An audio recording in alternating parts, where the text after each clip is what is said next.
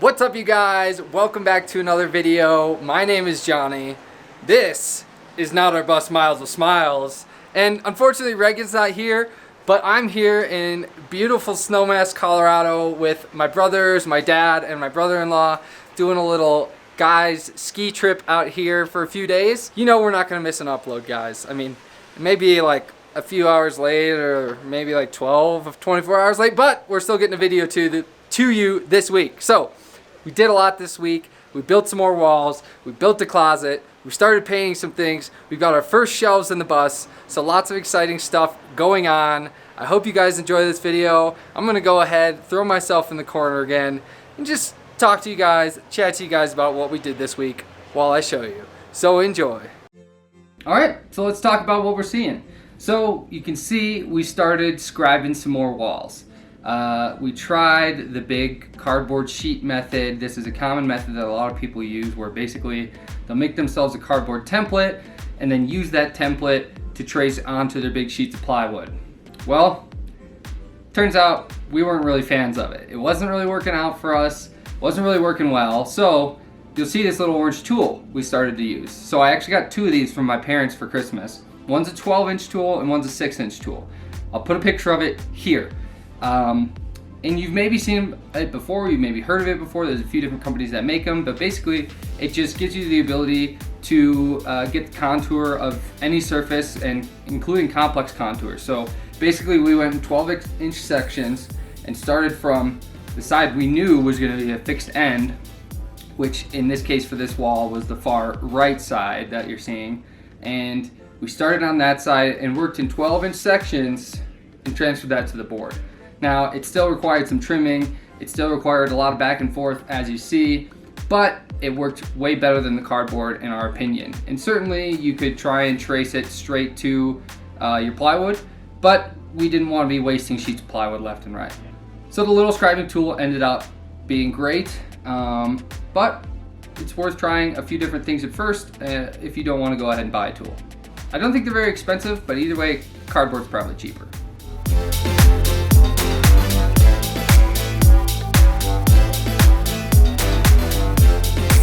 So you notice here, these ones we're not doing in full sheets, and part of the reason for that being is our bed kind of comes in the way there, and our bed frame attaches and shuts off that wall. So being that the inside of that other wall is the bathroom, you're not going to see that. You're not even going to see it from the bedroom side. So it doesn't really matter. We're really just needing to cover the walls with something.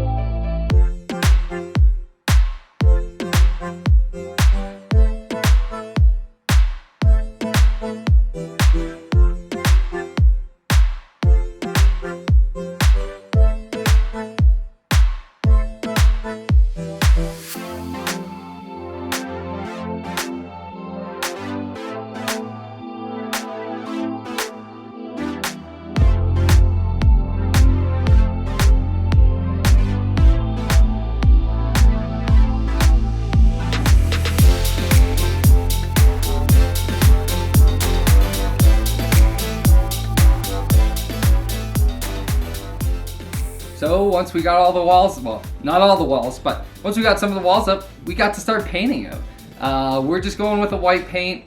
A lot of things in our interior are going to be white. That's kind of a hint, but not totally a giveaway. But we wanted to start painting some things because why not?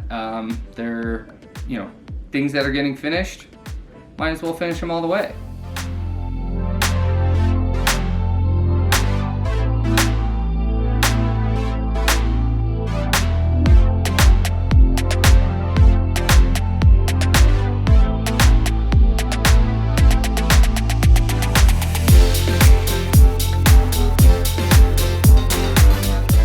Say this wall was our best scribe, our best curve that we met, or that we matched up.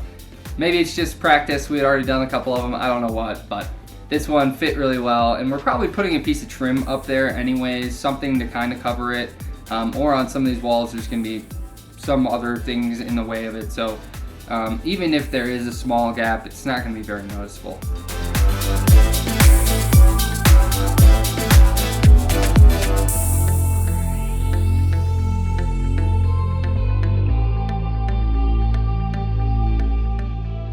And you'll see Regan wood filled some of the holes, so we actually we screwed the panel, plywood panel in first, and then we went back with wood filler and covered the holes. Now one thing I will note here, you'll notice the plywood we're using. This is considered like sheathing plywood, which isn't as high quality, it doesn't have as nice of a smooth finish, but some of this is plywood we were able to take from my parents from some old shelving. Some of it is plywood that we went out and bought, but the sheathing plywood is a bit cheaper, significantly cheaper, usually like $15 a board or more than some of the nicer sanded finished plywood. And because a lot of these walls are going to have things in front of them, they're going to be behind things, there's no reason for us to be buying the more expensive plywood. We're really just looking for a nice white background that we're going to put various things in front of. So that's our reason for using this plywood, but if you're gonna have walls showing or bare walls, definitely get a plywood that's gonna be a softer finish, or at least be able to be sanded to a nice smooth finish. Otherwise, you're gonna see some of those imperfections when you look at the wall.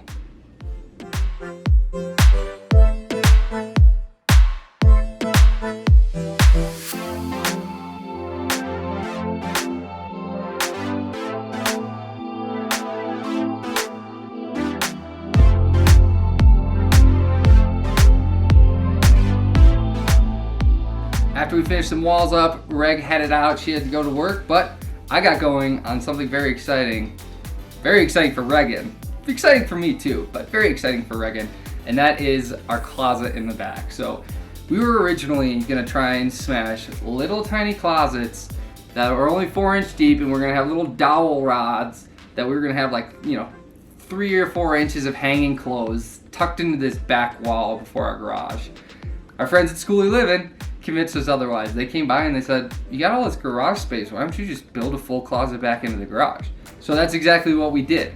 So now we're gonna have a nice big closet with storage underneath, storage back in the garage, and still some storage space in the garage too, so that's awesome.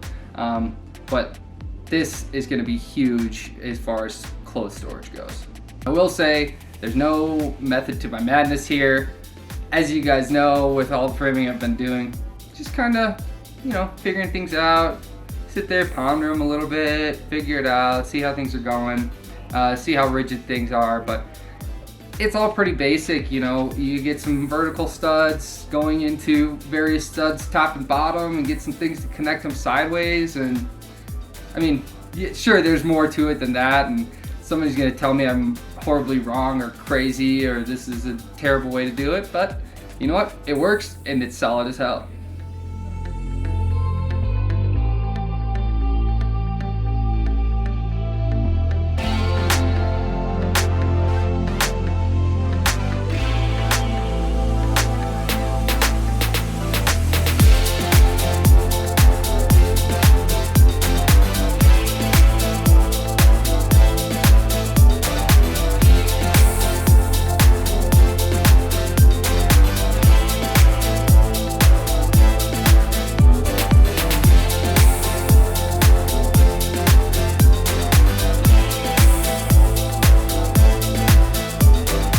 Throw this little sneak peek in there, these boards. Where could these be going?